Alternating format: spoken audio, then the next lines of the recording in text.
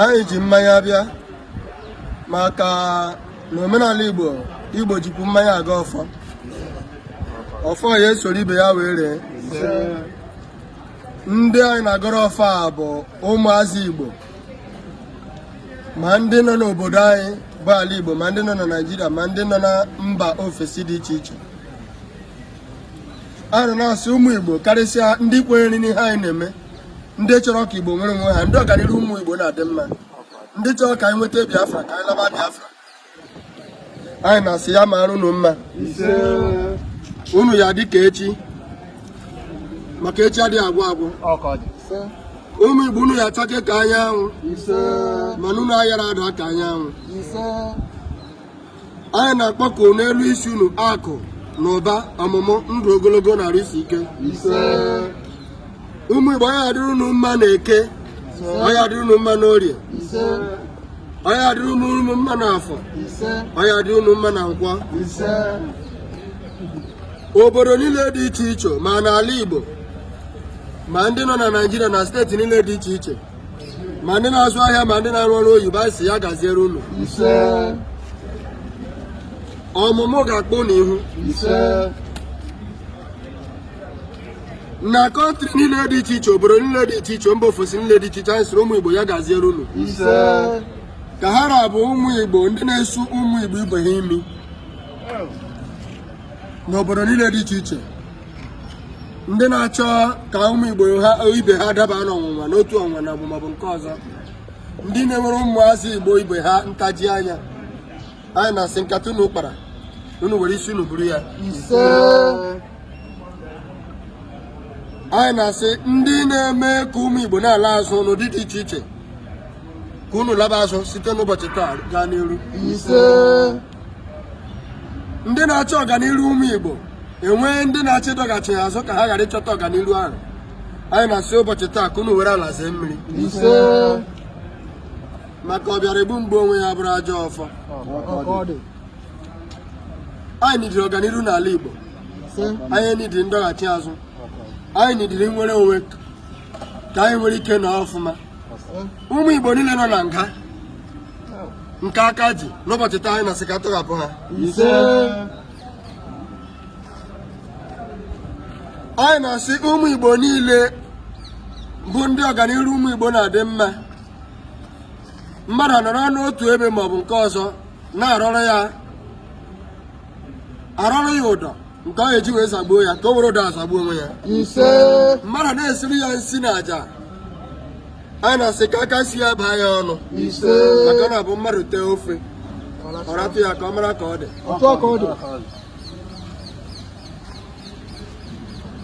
Maka ka bụrụ enyi ọzọ, ọ yara esetere ya akpa.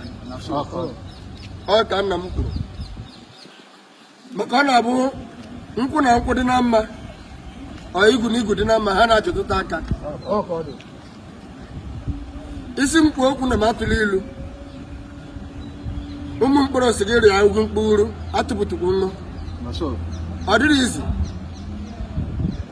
Ọ na-abaghịkwa eziokwu, ha si ka ejide anyị ka egbuo anyị, ha ewere iro tụọ anyị pịam, mana ọ dịghị atụ anyị ụjọ, n'ihi na onye sọsọ ya na-akpa ebe adịghị eburu ya.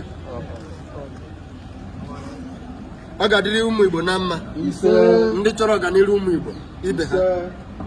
Ngalaba niile dị iche iche ụmụ Igbo nọ na-azụ ahịa, ma ndị nọ na Abuja, ma ndị nọ na Lagos, ma ndị nọ n'Ụmụahịa, ma ndị nọ na Ariaria Aba, ma ndị nọ na Main Market Ọnịcha, ma ndị nọ na Ladikpa, ma ndị nọ na Lab International, ma ndị nọ na Trade Fair, ma ndị nọ na Bolade Oshodi, ma ndị nọ na Arena, ma ndị nọ n'obodo niile dị iche iche, kọntrị niile dị iche iche, ma n'Enugu ma Ọbete.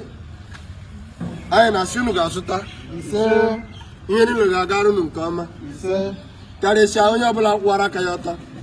Mana onye na-eche echiche ọdịdị ụmụ Igbo ibe ya, onye na-eche echiche ka Biafra ga-eji agaghị enwe mmekweta, anyị na-asị n'ụbọchị taa ya gaa alize mmiri, ọgwụgwọ anyị n'olu, ọnọtu a ka ọ ya adị n'aha Chukwu okike abịa. Mweze kenekwa mụ n'afọ m vidiyo nwanne anyị nwoke ahụ unu na-eche akịta na ịmago na apụtakwa na-agụ nyaba ọfọ maka Biafra. ụfọdụ pụta efili na onwere ihe ọzọ a na-eme. Mana the most ka mmadụ si create elu onwe ya enemy bụ ife ebe ndị be gị kwụ ijejekwula ebe ọzọ, ife ndị be gị kwụ ijejekwula ebe ọzọ. Ọ ya nwa ka mmadụ ya abụọ nọkọta na ọ bụrụla onwe ya enemy of the state. Kedu ihe mere nji wee kwuo ihe anụnwa?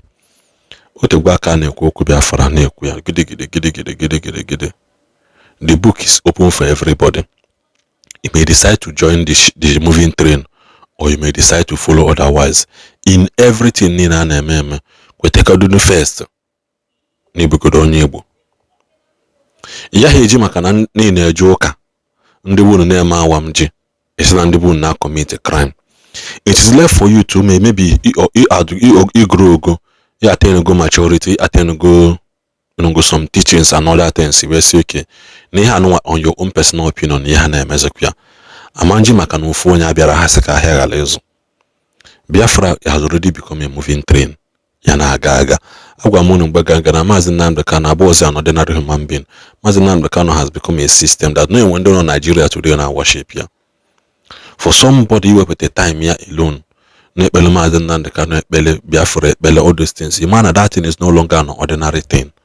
So for you to speak against that thing, that person have right to defend what he believes in. This is where I can divine again with something wrong. Obone like it here. If you push your agenda against that thing, because now we need so, especially in a Nigerian, why not today? For example, Messi na Ronaldo and Waketane everywhere. Apata today ndo to Messi second Messi best. Ndo to Ronaldo second Ronaldo would number one. Man by the time onya with ebezi onye nke aji we believe in and cable number one. Iwele ake kanta nko onya anoma. Abido obeye bawamba. Some people naga as far as report page mmadụ maka na okwete ho n'ihe ikwu. Obolo maka gini bitterness in our heart that is just waiting for opportunity to trigger itself. Kwa we make gini groove. Osucha na me ajiwe poto ga apita na eme this kind of video na asende by ni kwete ho na Biafra does not mean you should go against it. Ni na ga against Biafra, nobody is forcing you to believe. Man, at the end of the day, the Bishop Oyede when I say the end of every argument is proof. So at the end of the day, let everybody present their proof. It's okay. Ni hanu ikwetenya ne at the end of the day nebo mature. Ni hanu wena kwetenya ne at the end of the day akuna afugo na enwa neba. Mana oburozi ino leba ina akojo eba ino leba ina akojo eba ndi kwete na Biafra na asị na ndị kwete hon ndị na kwetero no bụ sabo ndị kwete na asị na ndị na kwete hon na ha bụ ndị hala. So ụfọdụ ga anọlụkwanụ si chee echiche ma ọkwa at the end of the day in the midst of the struggle anyị na-ebe ndị Igbo ekenekwa m ọnụ ka ọ dị.